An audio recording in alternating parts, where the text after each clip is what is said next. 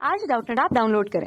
Doubtnut पर अपने सभी गणित, रसायन विज्ञान, भौतिक विज्ञान और जीव विज्ञान के डाउट्स का करो सफाया। बस प्रश्न की फोटो खींचो, एक ही प्रश्न को क्रॉप करो और तुरंत वीडियो सोल्यूशन पाओ।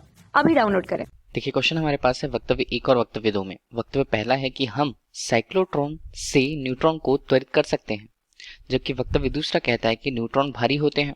तो हमें देखना होगा कि वक्तव्य 1 और 2 में क्या संबंध है।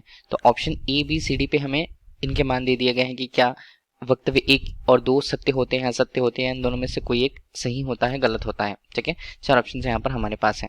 अब देखिए, जब भी साइक्लोट्रॉन की हम बात करेंगे, साइक्लोट्रॉन एक ऐसा डिवाइस है या ऐसा उपकरण है जिसमें निर्वात में क्रमशः वैद्युत क्षेत्र E अगर हमने कह दिया तथा चुंबकीय क्षेत्र, ये एक दूसरे के परस्पर लंबवत किसी आवेशित कण पर आरोपित किए जाते हैं। और आरोपित किए जाने पर जो आवेशित कण होता है, देखिए, वो विक्षेपित होगा चुंबकीय क्षेत्र में और वैद्युत क्षेत्र में। क्रमशः अगर परस्पर ही लंबवत एक दूसरे के लगते हैं तो आरोपित कण जो होता है वो सामान्य रूप से कौन से कण होते हैं? अब वो आवेशित कण होते हैं। देखिए, आवेशित कण होंगे तभी तो वो वैद्युत क्षेत्र में विक्षेपित हो पाएंगे या वैद्युत क्षेत्र से प्रभावित हो पाएंगे आवेशित कण। तो आवेशित कण इस तरह से त्वरित हो जाते हैं। इस तरह से साइक्लोट्रॉन का उपयोग आवेशित कणों को त्वरित करने में या अन्य उपयोगी उनके कार्यों में किया जाता है। ठीक है, तो साइक्लोट्रॉन से हम न्यूट्रॉन को त्वरित कर सकते हैं क्या? न्यूट्रॉन के लिए हम उसकी क्या प्रॉपर्टीज जानते हैं? न्यूट्रॉन जो होते हैं N0 हम कहते हैं, जिस पर कोई आवेश नहीं होता है उसे हम उदासीन कहते हैं।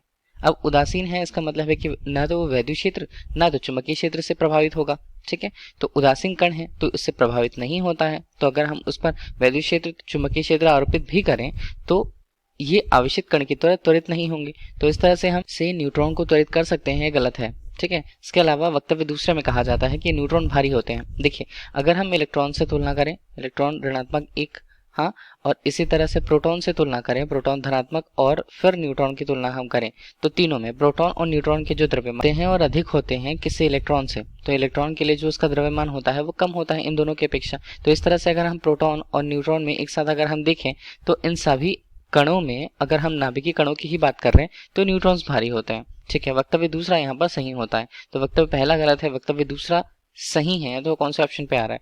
ये ऑप्शन नंबर डी पर आ रहा है। Thank you. कक्षा 6 से 12वीं से लेकर नीट, IIT, JEE वो एडवांस के लेवल तक 1 करोड़ से ज्यादा छात्रों का भरोसा। आज ही डाउनलोड करें डाउटनेट ऐप या व्हाट्सएप करें अपने सारे डाउट्स 8400 400 400 पर।